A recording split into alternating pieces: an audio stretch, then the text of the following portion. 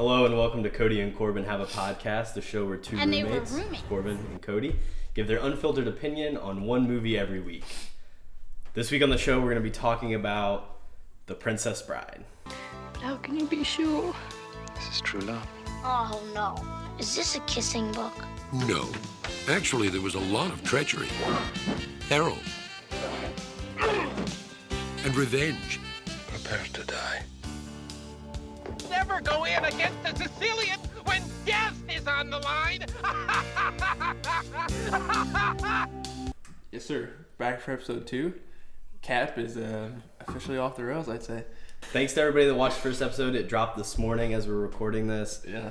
Shout out to Aiden and Jake for the promotion. Got a lot of good feedback, I think. So. I know Emmy said she listened to the episode. Yeah. My sister was listening. A lot of people told me they were listening. So shout out to everyone that listened, and we hope you're back for episode 2. Definitely a different movie this week. We've gone into a very different direction with our choice this week. The theme that we talked about last week was presenting movies to the other person that they haven't seen before. Unfortunately, Korbin has basically seen every movie known to man. So I had to go into the vault for this one. This is one of my childhood favorites. Like you said, The Princess Bride. I believe it came out in 1987, which was over a decade before either of us were born. Yeah, 13 years prior to my birth. But so yeah, you picked a good one here, I think. It's good to have a little bit of variety, because maybe if you hadn't seen Gone Girl or you didn't like Gone Girl, didn't want to listen to the first episode. If you don't like Gone Girl or you haven't seen Gone Girl, I feel like you've probably seen The Princess Bride and you probably like The Princess Bride. Exactly. Two ends of the coin. And like you said, I'd never seen it before. Definitely one of those ones that I missed out on. Anything else you want to talk about why you picked this specific movie? Or I mean, it's definitely one of my favorite movies. It's sort of a nostalgic movie, which I think obviously everybody has. But yeah, it's sort of just a fun, dumb movie that you can watch over and over and over again. And yeah, it's definitely one of my favorites. So yeah. Summarize the plot a little bit. I guess I kind of give my breakdown on what I think happened. Go for it. I don't know any of these characters' names. They right. all have strange names, but they have great names. Essentially, there's this kid who's sick and he's whining a bunch. This whiny little kid, he's sick, and then his grandpa shows up and he's like, "I'm gonna read you this story," and the kid's like, "I don't like girl stories," and like all that crap. He doesn't say that exactly. So then he reads him the story, which is The Princess Bride. Basically, off that. Coming in, like the first time I saw this, I was like, The Princess Bride. This is gonna be like the girliest movie ever. I'm gonna hate this movie. And I think they played it that well at the beginning, where he's like, Is this gonna be a kissing book? But yeah, it's kind of a gimmicky start to the movie, like a grandpa reading to a kid. But yeah, go ahead. Yeah, so he reads the story. Basically, there's a girl who lives on like a farm, and there's a farmhand. Buttercup and Wesley. Buttercup, the best name of the movie, no doubt. Queen Buttercup. Yeah. So they fall in love, but then he leaves, and they think he gets killed by pirates. And then she's supposed to get married to this prince. From there, she gets like kidnapped, but then Wesley shows up, and he's actually alive, and he saves her. But then the prince doesn't want them to be together, so he goes and kills Wesley. But then they're able to revive him, and he doesn't kill the prince, but they defeat the prince and they ride away into the sunset together. They live happily. And there's some other characters that kind of play in as the movie happens, but general idea of what happens. Yeah, that's the basic gist. There's a lot of like shenanigans and like stuff in between, but that is the basic plot, I think. So we both just watched this movie. Yeah. Literally probably within the last half hour or hour and a half.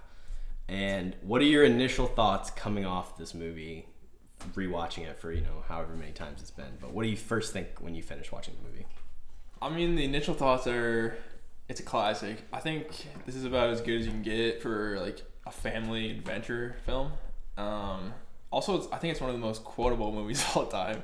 My name is Inigo Montoya. You killed my father. Prepare to die. Yeah. That's gold. I think that's top 4 or 5 movie quote of all time. What else you got? You got Inconceivable. Wallace Shawn, his greatest role of all time. That dude's awesome. Oh, and then the pastor at the end. Marriage. You know what I'm talking about? What did he say? Marriage is what brings us together today. I mean, golden. The performance is great. The script is awesome. The pacing is awesome. I don't know if this is a flawless movie, but I don't see many flaws in it. And if there are flaws, they like poke fun at it in itself. It's very meta. It knows what it is. I think Rob Reiner, who I don't even think I've seen anything else he directs, but I mean, just the deadpan comedy. The shot that the scene that stands out is when he finally meets up with the six-fingered guy, and he says the quote or whatever, and the guy just takes off running the other way. I think that's probably the best moment in the movie. Yeah, I love this movie. What were your initial thoughts? Oh, honestly, a little overrated in my opinion. That's fair. Like we said, when you come back to a childhood movie that means something to you, it obviously stands the test of time better, as opposed to me coming at it first time in 2021, taking a look at this movie. I definitely agree. It's a very quotable movie. I mean, I see people talking about it a lot on TikTok, and it's cool to now like see the references that people are making, or like marriage, the sounds people are using, or people talk about it, and the mask is like a very iconic like thing in pop culture. So it definitely like stands up as like a pop culture event in the 80s that like still is very relevant today. It's very of its time. And like you're saying, it's very meta. It's very aware of what it is. And you kind of you just have to take it for what it is. It's a kind of a cheesy story, but that's what makes it good, right? Yeah. Exactly. Probably not something that I personally connected to, but I see the value in it. That's fair. All right, so now we're gonna move on to the stupidest part of the movie. You stupid. And I'll get us started. Yeah, since you hate this movie, you go. I don't hate this movie, but I'm joking. Stupid part of the movie for me is just the whole storytelling. He's reading the book to the kid, like that narrative device. I don't think it adds a whole lot to the plot. I think this movie would probably be just as good if you were just did like a Shrek opening where you're opening a book and I know Shrek is obviously a parody, but you open the book, once upon a time, here's the Princess Bride, and we go into the storytelling, like fairy tale land. And I think that would be just as effective as like some dumb kid getting read a book. Well, first off, this side of the room hates the kid. We hate that kid. Well, yeah. First off, you didn't even know who Fred Savage was, which is still don't. It's an abomination. I've looked and famed childhood actor. I feel like he's pretty well known, Fred Savage. But yeah, I do agree with you. Sorry, I'm not a big The Wonder Years. Oh, that's what it is. Yeah, not a huge Wonder Years. Whatever show he's on. But yeah, I mean, that is the gimmick I said before. I think that's worth being in the movie just for the payoff at the end where the grandpa's like, as you wish. Sort of like that bond between them. Yeah, that's a good through one. the story. I think that's good. But yeah, obviously it's a gimmick. It's sort of just like to be there when there's like a twist in the movie. So then Fred Savage would be like, wait, what? Like that whole dream sequence where the grandpa, he says she got married to the king. Fred Savage is like, what are you talking about? She can't be married to whoever. And then it was just all a dream. Like, I mean, it's very gimmicky, but yeah, I think that is probably the dumbest part of the movie. Yeah, I mean the part where like he starts doing the characters' voices, like the first time they break the fourth wall. Yeah. And like the boy butts in, and then he like is doing the characters' voices, and I don't like that. Also, the Shrek reference. I think Shrek ripped off this movie. I mean, no, absolutely, that's what Shrek Lord did. Farquaad, whatever his name is literally what's the Princess Pumpernickel or something, whatever his name is in this movie. They're literally the same character. Well, except he's a little bit taller. If we want to get into Shrek ripped off of like every piece of media that has to do with fairy tales. Or but I think it ripped off this. I think it tried to rip off other things, like obviously, but it was like low key rip off of this entire movie. Anyways, moving on to my dumb thing. I said, well, first off, this is just a dumb movie. There's a lot of dumb stuff going on. Probably just like I ignored the like obvious dumb stuff where it was like they're doing this on purpose. Yeah. A lot of movies do this, is bring a character back to life. Now, I usually hate that. I think that's a cardinal sin in a movie. But I mean, honestly, they didn't even need to do that in this movie. They could have just been like, oh, he's really injured, and then Andre the Giant comes in and saves him or whatever. But they had to kill him for no reason. Yeah, I honestly just like other movies that do that really piss me off. I don't know if you've seen Star Trek Into Darkness. No. Oh, Well, yeah, they kill off Kirk, and then 5 minutes later, he's alive from this like magical blood or whatever. Obviously. Terrible movie. I hate that movie. But yeah, I think just the cardinal sin of killing off a character, and then 10 minutes later, he's back in the story like nothing happened. Yeah, I mean, there's a lot of moments that are like, you mentioned it last podcast, like that Deus Ex Machina. Yeah. When they're at the gates and they're like about to fight the 60 guards, and they're like, "Oh, if only we had a wheelbarrow." Oh, we have a wheelbarrow. And if only we had a cloak. And he's like, "Oh, he gave me one." Like, okay. That's really funny though. Yeah, that is true though. The Deus Ex Machina is. I think that's in every movie. You can always point that out. Some movies it's worse than others. This one it had like a fun twist on it, so I like that. Yep. But yeah. All right, so now we're gonna move on to our favorite and least favorite characters. She is very gorgeous to me. Why don't you hit me with your favorite character first? I mean, the favorite's got to be Inigo Montoya. I mean, I could do that quote. I'm gonna do it one more time. My name is Inigo Montoya. You killed my father. Prepare to die. I mean, dude, that's the best character in the movie. I don't know. Just the opening with him where he throws the rope to help Wesley get up, and then just continuing off that, him getting pissed drunk, and then Andre the Giant coming in. I love their dynamic too. Sort of, everyone else is kind of disrespecting Andre the Giant, but him and Inigo Montoya actually really good bros. He's also got a sick stash, and then the ending where he gets stabbed like 3 times, and there's no consequences to it. He has the sheer willpower of fate and just revenge to kill the 6-fingered man. And yeah, I think he's the best character undoubtedly in this piece. I read something that like Mandy Patinkin like took that as like his dad died of cancer and he was like defeating the cancer that killed his real father when he was like doing the scene, and he like drew up on that. Fair enough. Very strange, Mandy, but it's very specific. Yeah. For me, my favorite character, only in the movie for maybe 10 minutes, not even that probably, is Miracle Max. Yeah. That's a Billy Crystal heat check right there. Yeah. Shows up, all done up in the makeup, prosthetics, old hair. Definitely, I think the funniest part of the movie. Just definitely the best, the lines. He's witty. I love Billy Crystal in this movie. Yeah, I think the fact that it's Billy Crystal like makes it more funny because like the voice does not match the body at all. Yeah. And he's just like, yeah, I mean it's got to be like a really good reason. And then he's like, but also you need to pay me money. And I think it's pretty good stuff. It's good because his voice is so iconic, and you know that voice. But you have to do like a triple take because you're like, that's not Billy Crystal. But he keeps talking, and I mean he's a funny guy, so I mean it makes sense in the end. But yeah, I love that character. If he was in the movie more, he'd probably be my favorite character. Yeah. And, you know, you were talking about Rob Reiner directing movies. Just I believe a few years later, he would go on to direct When Harry Met Sally with Billy Crystal. Oh, yeah, he also directed A Few Good Men, which is one of my favorites. You can't handle the truth. Right, easy. Yeah, you can't handle it. Least favorite character, Cody. Who is it? Lord Farquaad, whatever. Prince Pumpernickel, whatever that guy's name is. I mean, I think there's a lot of good characters in here. He's obviously the one you're not supposed to like, and he's not like lovable, sort of like the 6-fingered man, who sort of comes off as like this dick, but you still kind of like him. This Pumpernickel guy, he's just like a good tracker. What else does he do? He can't Pumperdink is his name. Pumperdink. Pumpernickel sounds cool.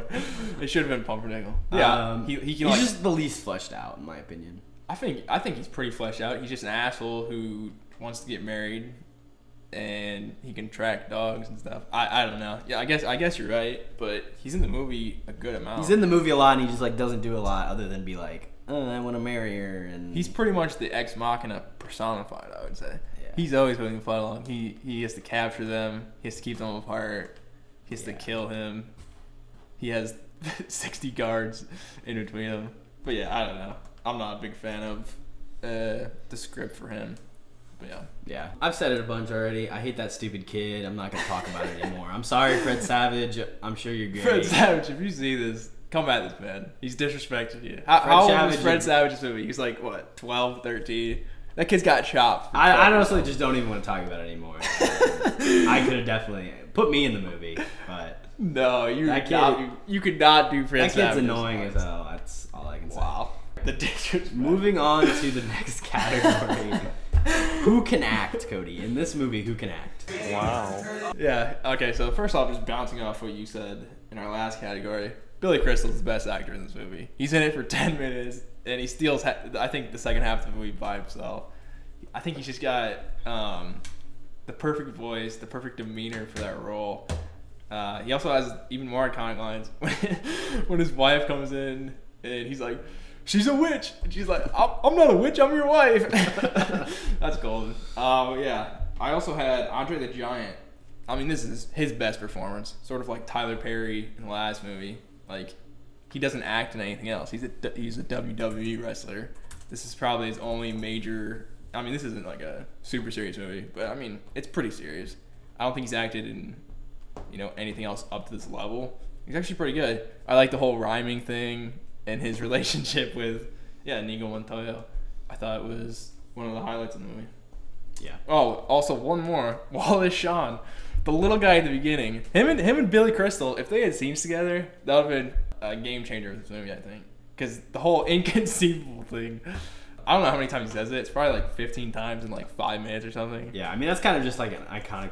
Vizzini is the character he plays. Wallace Shawn. His voice is so, I mean, whether it's The Incredibles or like whatever it may be.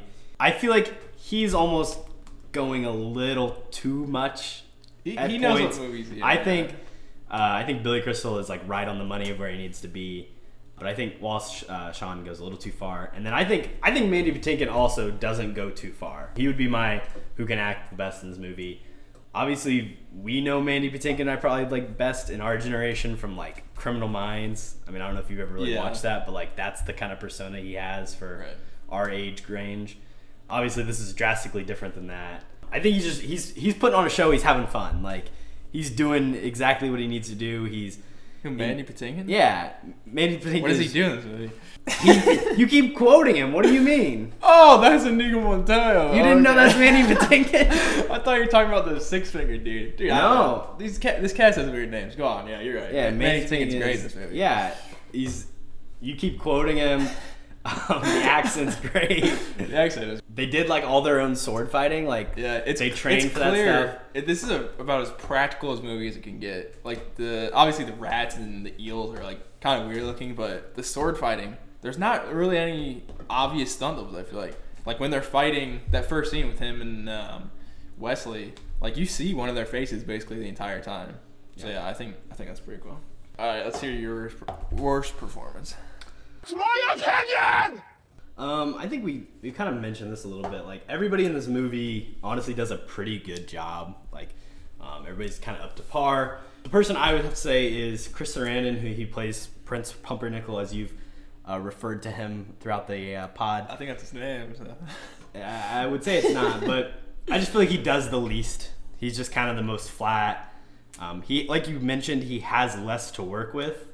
In terms of the writing for him. Mm-hmm. He's just not that interesting. Anybody could have done that. That was kind of your criteria for the last podcast. Yeah. Put anybody in that role. They probably do just as well.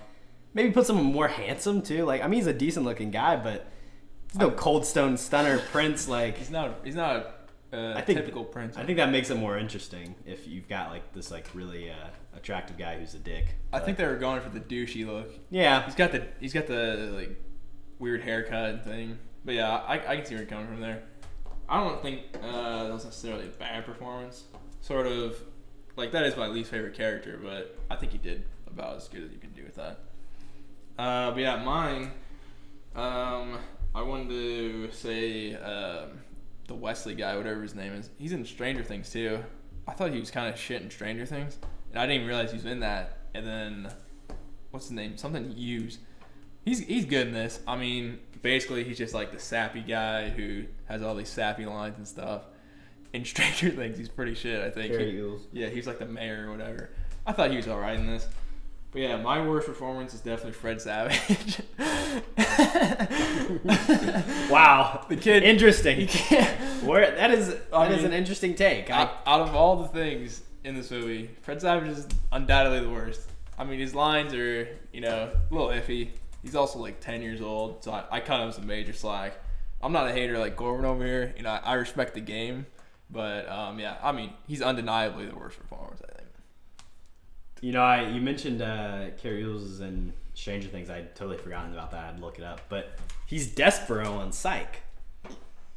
Oh, that's the right. art thief on Psych. Like that is his top notch right there, in my opinion. That's a good role. He even went on to play in like a making fun of Robin Hood. He played like Robin Hood. Yeah, Robin Hood, Men in Tights. Yeah, Men in Tights.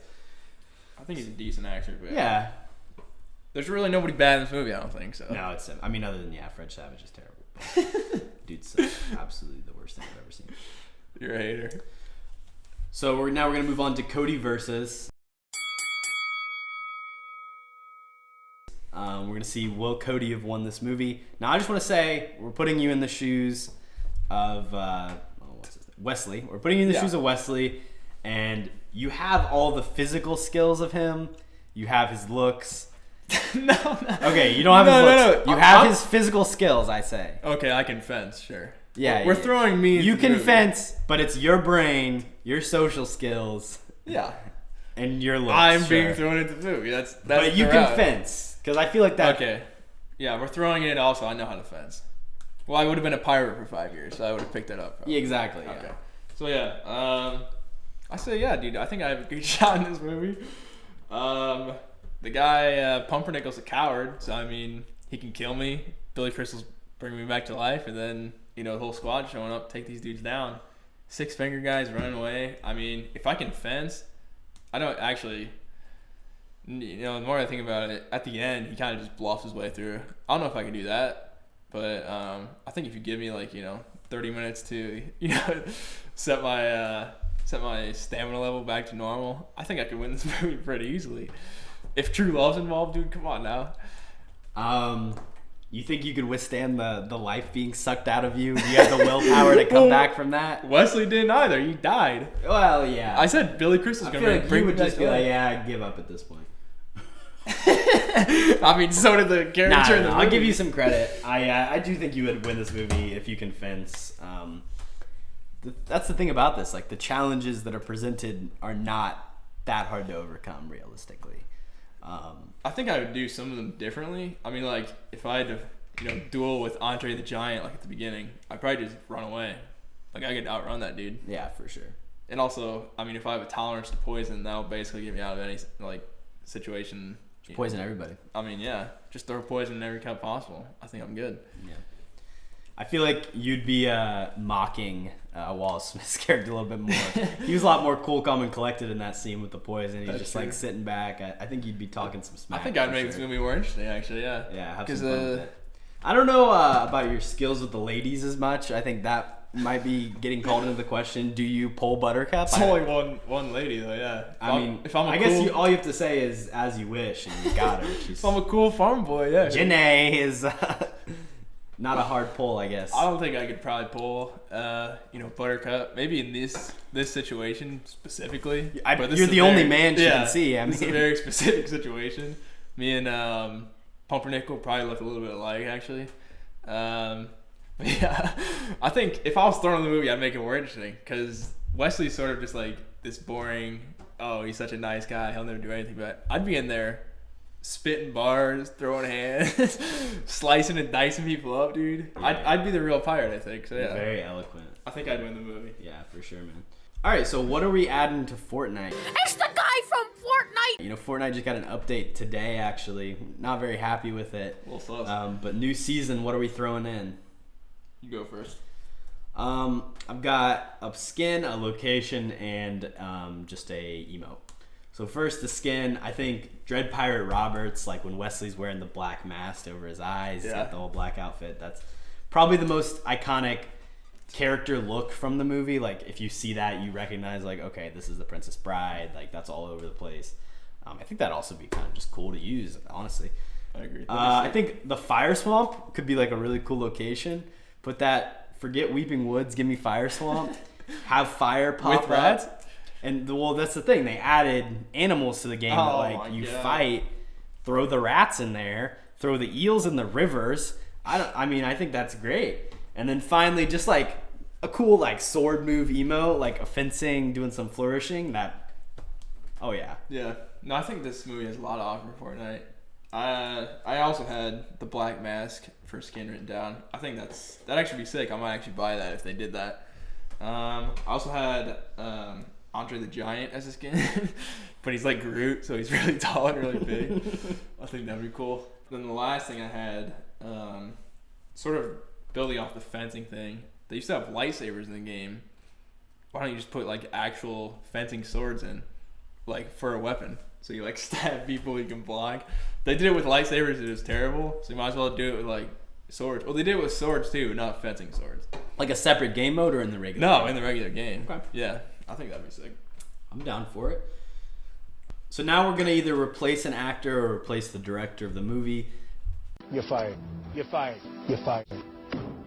You're fired. I don't think this should be bound by time. I don't know if you went with that. No, so I agree with I picked 2 actors that are currently acting or like currently fit the ages of the roles. I did choose 2 people instead of 1 because I had a couple choices. But so yeah, not bound by this is 1987. This could be 2021. This could be any year we want. You could prime any actor or actress you want to throw them in. Absolutely. So you go ahead and get us started. All right. I also have 2, so we can just go back and forth. Awesome. My first one is prime Brad Pitt. Throw him in for Wesley. I think he'd bring a lot more to that character. I don't know if he's better looking. They're probably about equal. I think most people would probably say Brad Pitt is better looking. I don't know. But That's your opinion, you know. definitely more famous. Oh yeah, definitely more famous, and I think he's a better actor than this Yules guy. So that's like Brad Pitt, like what, like 95? You think, or Yeah, like I'd a say- little later, maybe like 2000? I'd say like a couple years before 7. So like, yeah, early 90s. Oh, like 92. Yeah. I don't know if that's prime Brad Pitt, but okay. What's prime Brad Pitt? 95? I think like post 7. I mean, 95 is Fight Club, and 7 is what, like 97, I think maybe. Yeah, I want him on the younger side here though. Yeah, I guess that's fair. Who's your first pick? All right, so I don't know. I've been watching Jojo Rabbit. Well, I've seen it before, but I'm rewatching it. And have you seen that movie? No, Taika Waititi. There's a kid in it. His name's Roman Griffin Davis. Replace Fred Savage. Give me that little kid. He's got passion. He's got energy. I could believe it. He can talk some smack. He would be, I think, so much better in that role. I think today kid actors are just like generally a lot better anyways. Yeah. But I think he would be really fun in this movie. And I think if you give me Roman Griffin Davis in that role, I would never speak ill of the kid ever again. This Fred Savage slander, dude. I'm not standing for it. Dude, I don't know. You said he was the worst. He is the worst, but he's not bad. Calm down. I disagree. All right, who are you? My second pick, I actually went for the director. Rob Reiner. Like I said, he's good. He's all right. He's actually good in New Girl. So Jess's dad, yeah. I like he him in plays that role. the father in Wolf of Wall Street as well. Yeah. The Equalizer. He's in the Equalizer. he loves the Equalizer in that show, and I haven't seen that movie in a while. yeah. He's good in that. I like him in that. funny. Yeah, I said swap him out, and I say, dude, let's throw in Spielberg. Prime Spielberg, a little ET action. He's good with kids, so he'll help out Fred Savage with his lives. But just sort of the action adventure family film, I think that's Spielberg's forte. That's what he does really well. Throw a little Indy Jones in here. I think it'd be a completely different movie, which might ruin my childhood a little bit. What do you think happens to like the effects in this movie? So like the eels, do you think those get better, or the rats, or do you think they're worse?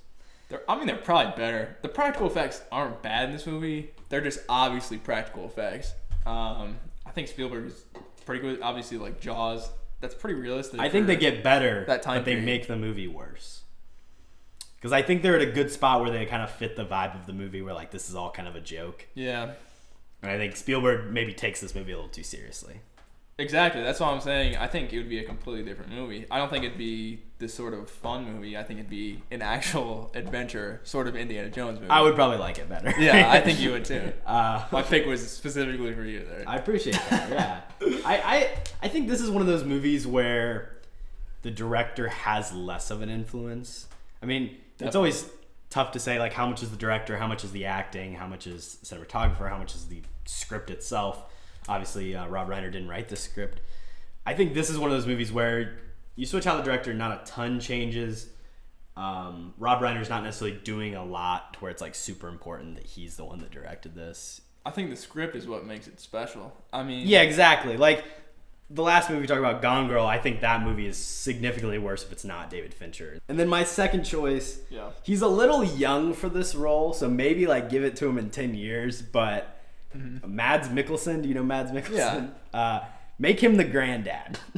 We're replacing the granddad and taking out those entire scenes. Maybe it doesn't have to be 10 years, just give him a little bit of prosthetics or like some facial hair to make him look a little older. But I think he would also add to like being funny, and then he also is kind of like an immigrant then, which would make things interesting. And I don't think his replace the whole season. The whole voiceover thing. I don't think his voice works. That he's got the. Have you seen Rogue One? He does some voiceover that. Yeah.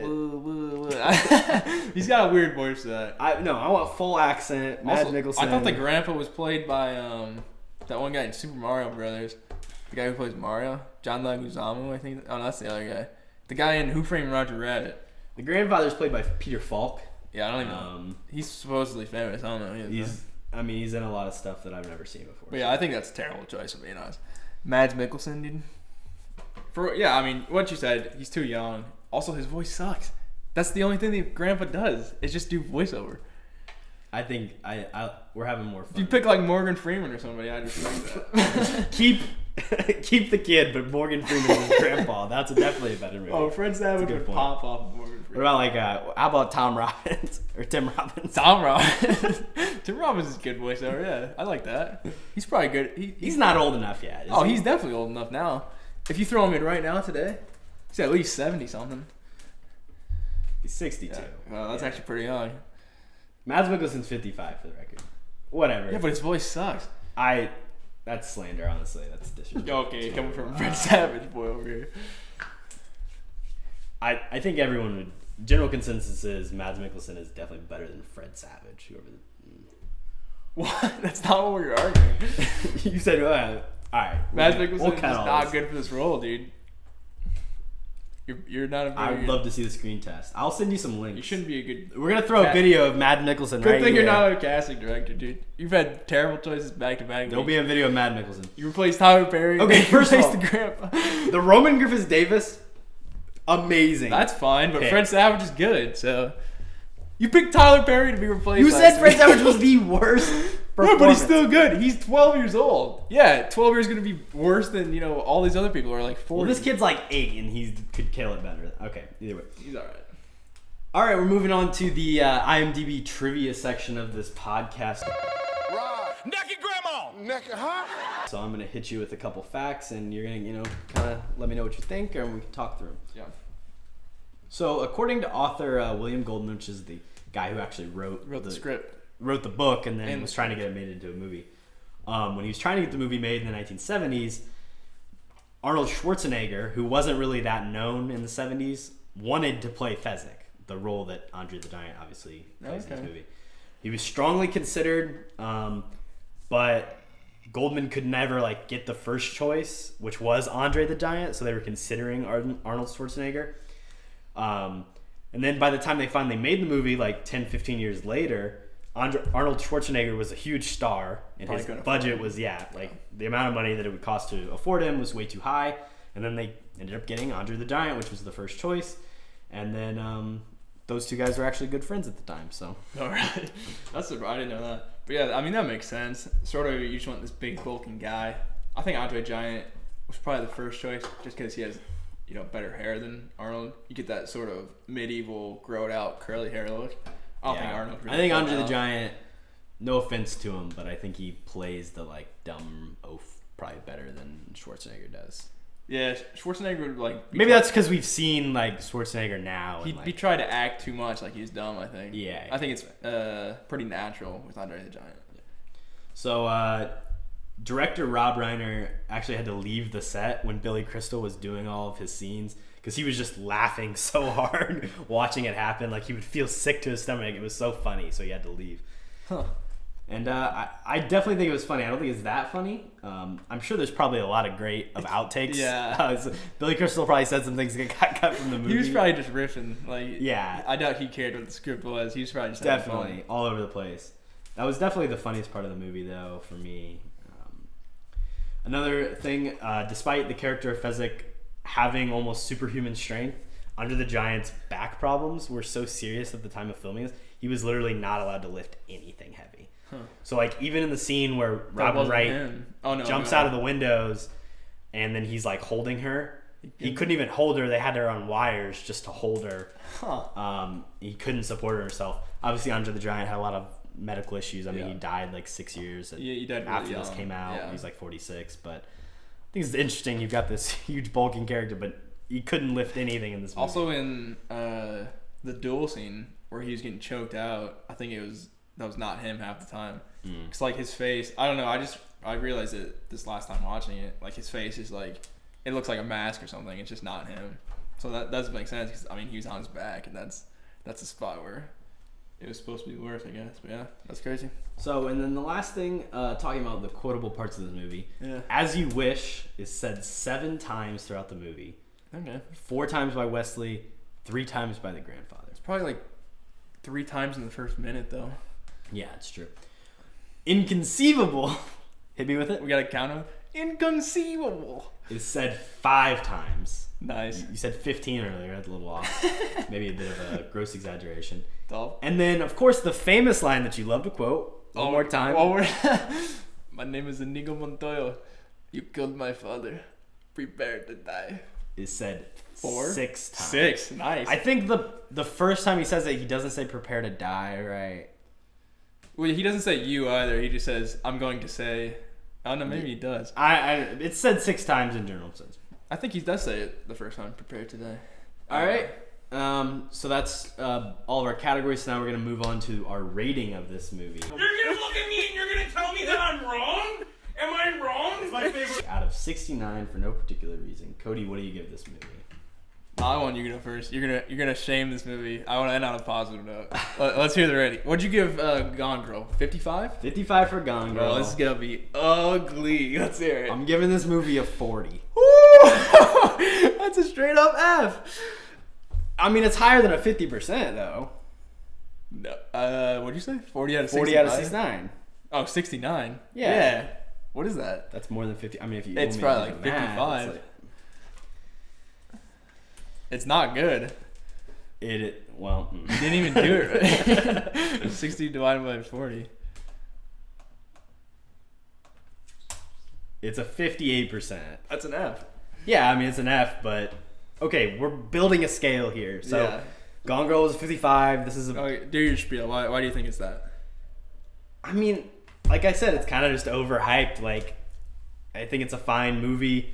I probably will never choose to watch this film again in my life. The only reason I might, Mina likes it a lot. She was saying it's one of her favorite movies. Good taste. You talked to her about that after this, but personally, would never choose to watch it again. Rewatchability is a huge thing for me. I'm not super critical on movies a lot, but if I can't rewatch it and enjoy it, it's just not for me. So it's a 40. I think that's a good distance from Gone Girl from my previous rating. So Yeah, that's fair. I mean, obviously, not everybody's gonna like the same movies, so it's fine. I gave it a much higher rating. I gave Gone Girl, I believe, a 60. I believe that's what I gave it. And I mean, I fairly like that movie, but I had a lot of issues with it. With Gone Girl, this movie I gave a 64 out of 69. I think it's definitely in my top 10 all-time favorite movies, so it's got to be pretty high. 64, yeah. I mean, going off what you said, this is definitely one of the movies I watched the most. The rewatchability, the iconic quotes. I think I just like doing the quotes when they happen in the movie, so that adds to me. But yeah, I think the script is hilarious. Obviously, great cast. I don't know if there's a better cast out there. it's a really good ensemble cast. Yeah, Especially like 80s ensemble cast. Like, for a comedic, pretty solid. comedic action adventure. I think it's great. most of those people have continued to have careers or like were in something else at least. Oh yeah, this was the springboard for a lot of people. Yeah. Especially the girl or whatever her name was, Robin Wright. Yeah. Jenny. No. Yeah, I think 64 out of 69. I mean, it's not my favorite movie, but it's in the top 10. That's pretty dang high. So Yeah, so that gives the official KHAP rating of a 52. yeah, you're capping, bro. 40 out of 69. KHAP rating 52. Gone Girl has a 57. So currently in second place out of two That's movies. not bad comparatively. Yeah, I think only that's two a off good Gone spot. Girl? Like I respect that. we have a good balance there on that one. You're definitely capping. What's something you've seen recently that you liked? Anything you want to share? What do I watch this week? You go first. I don't even know. Like I mentioned, I haven't finished it, but I've seen it before. Jojo Rabbit, fantastic movie. I think Taika Waititi's sense of humor is like so obvious. Like you can pick up on his very particular sense of humor across all of his movies, whether it's Hunt for the Wilder People or Thor Ragnarok, Jojo Rabbit. I just really appreciate his humor. The Korg lines in Thor Ragnarok, it's like that type of humor, but like over the top, and he's making fun of Nazis. So I think Jojo Rabbit's a great movie with a great child performance, and also a very good Scarlett Johansson performance. I think an underrated Scarlett performance. Yeah. I think she does really well in that movie. Definitely check out Jojo Rabbit. You just won't leave, kid performances on, dude. Hey man. Tough. All right. But yeah. Give me Noah Jupe, Jacob Tremblay. Like these guys are iconic, and Tremblay's not that good. But anyways, yeah. I was debating to do my episode on this or Happy Gilmore, and I did actually watch Happy Gilmore. I rented it. Oh no, is it on Hulu? I don't even remember. It's on HBO Max. Yeah, no, I did rent it then. I don't remember. But yeah, that's classic comedy. Maybe you should do it on that, 'cause Korbin doesn't see that either. Maybe you would have liked that one. But yeah, I'm also continuing to watch How I Met Your Mother, and it's just continually getting worse. So yeah, I'll give a recommendation of something not to watch. Don't watch any of Zack Snyder's movies, period. But specifically, Man of Steel, Batman vs Superman. I've been rewatching those in preparation for the Snyder cut. I will watch when it comes out. I feel like you kind of have to. Yeah. But I'm not looking forward to it. I don't think his movies are that great. No, Watchmen is okay. I like Watchmen. I like Watchmen, but I haven't read the a lot of graphic people say novel. exactly. A lot of people say it's very unfaithful to the source material. That dude just is weird. He's a visual director. That's what he cares about. Yeah, give me like dark images and grainy shots and Superman and Batman fighting for reasons that are less impressive. Like I think the reasons that Cap and Iron Man fight in Civil War are stupid, but the ones in Batman vs Superman are even more dumb. At least they're plausible though. They give a reason. Like they destroyed cities and people died. Batman and Superman. Batman doesn't like him. It's basically just two dudes, trying to see who's the bigger man. Big egos. Yeah. All right. Again, thanks for watching. Appreciate watching, listening. Maybe have a guest next week, so be on the lookout for that. Recommend movies for us to do if you guys think we might have differing opinions on a movie. When it goes to I pick the movie the next time, I've got a whole list of movies that I know Cody hasn't seen, but I know it's a little tougher for him. He's probably just going to pick some movies we've both seen. I'm just going to pick movies that we have differing opinions on, because I think that's interesting. Me personally, this is going to be my personal film school for Cody. I'm going to be showing him some great movies that he missed out on. The list is endless, and I think you're going to find some new favorite movies over the course of this podcast. I really believe that. I doubt it. I think you're going to be very surprised. All right. Like we said, thanks for watching. Share with your friends. Share with your family. Send it to your grandma. Keep coming back, yeah. Peace. See ya.